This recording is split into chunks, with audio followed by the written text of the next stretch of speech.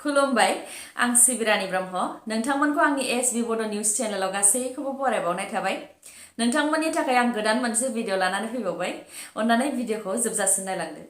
BTC बिसायख'थिनि थाखाय साननाया जोबनानै थांबाय हाग्रामा महिलारि बिथांजों दैदेनजानाय BPF हान्जायानो बयनिख्रुइबो बांसिन मासि मोननानै देरहानो हादों BPF हान्जाया गासै 17 मासि देरहासारनो हादों प्रमद बर' बिथांजों दैदेनजानाय UPPL हान्जाया गासै 12 मासि देरहासारनो हादों BJP हान्जाया गासै मोन 9 मासियाव देरहासारनो हादों कंग्रेस आरो गुबुन मोनसे हान्जाया मोनफा मोनफायै मासिखौ देरहासारनो हादों दुखुनि बाथ्राया बेनो रावबो मोनसेबो हान्जायानो हारसिङै सोरखार दानो हानाय मासि मोननो हायासै BTR आव हारसिङै सोरखार दानो थाखाय मोन 21 मासिनि गोनांथिमोन BPF हान्जाया मोन 4 मासि देरहानायनि गोनांबावमोन UPPL हान्जाया मोन 9 मासि देरहानायनि गोनांबावमोन BJP हान्जाया मोन 12 मासि देरहानायनि गोनांबावमोन BTR आव सोरनि सोरखार जागोन दा बेखौ रोखा बुंथ'नो हाया BJP नि प्रेसिडेन्ट रन्जित कुमार दास बिथाङा मैया मिडियाफोरनि सिगाङाव बुंथिदोंमोन UPPL हान्जाखौ गावसोरजों रायलायफैनो थाखाय खावलायहरदों आरो बिथांमोननि रायलायनाया जुदि मोजाङैनो मोजां थाङोबा BJP आरो UPPL आ लोगो नांनानै 15 डिसेम्बराव BTR आव सोरखार दागोन होननानै बिथाङा बुंथिदोंमोन रन्जित कुमार दास बिथाङा खौरांगिरिनि सिगाङाव बेबायदि खोथा बुंखांनायनि उनावनो UPPL नि दैदेनगिरि प्रमद बर' बिथांखौ डक्टर हेमन्त बिश्व शर्मानि न'आव थांनानै रायज्लायहैदों होननानै खौरां मोननाय जादों नाथाय दासिमबो बे खौरांखौ रोखा बुंनो हाया उननि समावसो थार खौरांखौ बुंनो हागोन दासिम सोर हान्जाया देरहासारनो हाखो बेखौ लानानै आं मोनसे आपडेट लानानै फैबावबाय गिबियाव आं UPPL हान्जानिखौ बुंग्रोनोसै चिरां जिल्लायाव दङ सेथियाव 14 चिरां दुवार समस्तियाव BR फेरेंगा बिथाङा देरहासारनो हादों उदालगुरि जिल्लायाव दङ सेथियाव 18 भैरबकुन्द समस्तिनिफ्राय गबिन्द बसुमतारी बिथाङा देरहासारनो हादों नैथियाव दङ 40 रौता समस्ति बेयाव डक्टर निलुत सर्गियारी बिथाङा देरहासारनो हादों थामथियाव दङ हरिसिंहा समस्ति सन्जय सर्गियारी बिथाङा देरहासारनो हादों ब्रैथियाव दङ भेरगाव समस्ति बेयाव दावबायसा बर' बिथाङा देरहासारनो हादों बाथियाव दङ कलिंगदुवार समस्ति बेयाव दिलीप कुमार बर' बिथाङा देरहासारनो हादों बाक्सा जिल्लानिफ्राय फारियै सेथियाव दङ 24 मसलपुर समस्ति राकेश ब्रह्म बिथाङा देरहासारनो हादों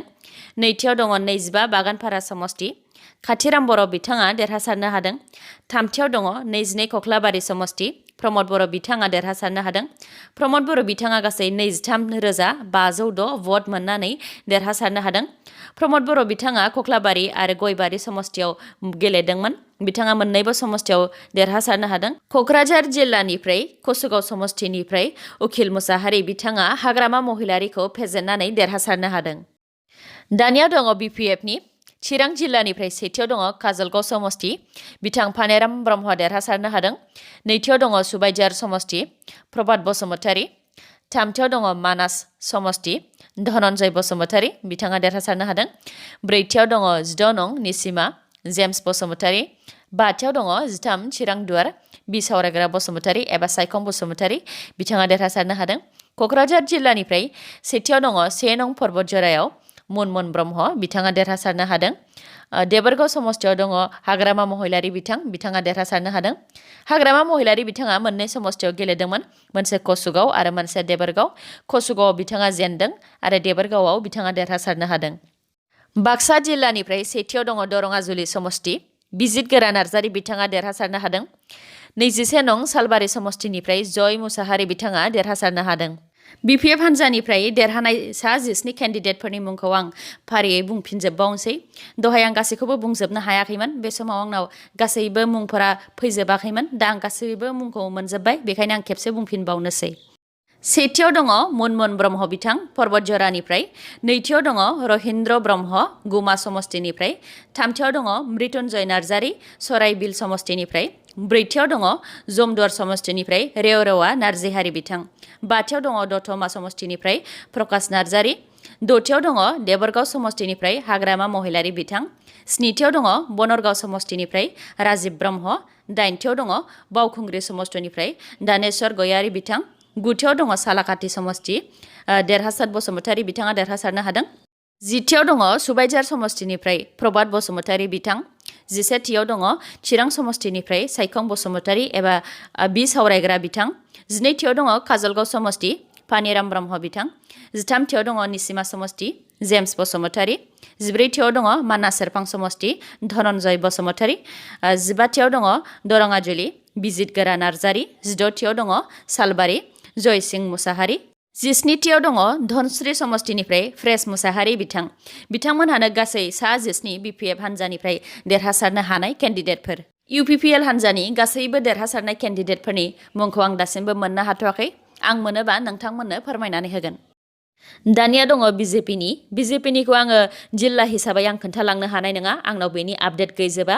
आङो समष्टि हिसाबैल' बिजेपिनि देरहानायफोरनि मुंखौ खोन्थालांनोसै सेथियाव दङ थुरिबारि समष्टिनिफ्राय अभिराम महानायक बिथां नैथियाव दङ पासनय सेरफांनिफ्राय दीपक मर बिथाङा देरहासारनो हाबाय थामथियाव दङ मैदेरबारि समष्टिनिफ्राय दिगन्त बरुवा बिथाङा देरहासारनो हाबाय ब्रैथियाव दङ सुख्लाय सेरफां बिनिफ्राय रनेन्द्र नार्जारि बिथाङा देरहासारनो हाबाय बाथियाव दङ नाग्रिजुलि बिनिफ्राय धर्मनारायण दास बिथाङा देरहासारनो हाबाय दथियाव दङ मटनगुरि बिनिफ्राय गौतम दास बिथाङा देरहासारनो हाबाय स्निथियाव दङ खैराबारि बिनिफ्राय भबेन्द्र बर' GSPनिफ्राय दासिम सासेल' देरहासारनो हादों बाक्सा जिल्लानि दिहिरा समष्टिनिफ्राय धनश्याम दास बिथाङा देरहासारनो हाबाय भिडिअखौ जोबजासिम नायलांदो आरो नोंथाङा दासिमबो आंनि चेनेलखौ साबस्क्राइब खालामाखैबा अन्नानै साबस्क्राइब खालामदो लोगोसे बेल आइकनखौ क्लिक खालामदो जाहाथे गोदान खौरां लानानै आं नोंथांमोननिसिम फैनो हायो 22 नभेम्बराव आनजाद जाफिननाय आसाम पुलिस साब इन्सपेक्टर आनजादनि रिजाल्टखौ मैया फोसावबाय जायफोर बिथांमोनहा बे आनजादखौ होदों रिजाल्टखौ नायनोब्ला डेसक्रिप्शनाव होनाय अफिशियेल लिंकआव थांनानै नायहैनो हागोन बे आनजादा 20 सेप्तेम्बरावनो जादोंमोन कुइसन पेपार लिक जानायनि थाखायनो आनजाद जाफुबाय थानाय समावनो आनजादखौ दोनथ'नो गोनां जादोंमोन बे आनजादखौनो 22 नभेम्बराव खुंफिननाय जादों आसाम पुलिस साब इन्सपेक्टर आनजादनि बे साख्रिनि थाखाय गासै 597 पस्ट दङ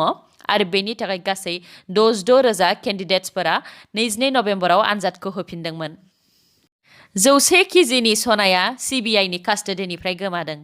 बे जाथाया तामिलनाडुआव जादों 2012 मायथाइयावनो CBIआ चेन्नाइनि सुराना कर्परेसन लिमिटेडनिफ्राय रेड खालामनानै गासै 400.5 केजि सना जब्द खालामदोंमोन आरो बेफोर सनाखौ गावसोरनि कास्टडियावनो दोनदोंमोन बे 400.5 केजि सनानिफ्रायनो 100 केजि सनाया गोमादों सना गोमानायखौ खौरां मोननानै माद्रास हाइकर्टआ पुलिस बिफानखौ 6 दाननि गेजेरावनो नायबिजिरनानै दिहुननो थाखाय बिथोन होबाय रिपर्टनि बायदिब्ला गोमानाय 100 केजिनि सनानि बेसेना गासै 43 कौटि रां जागोन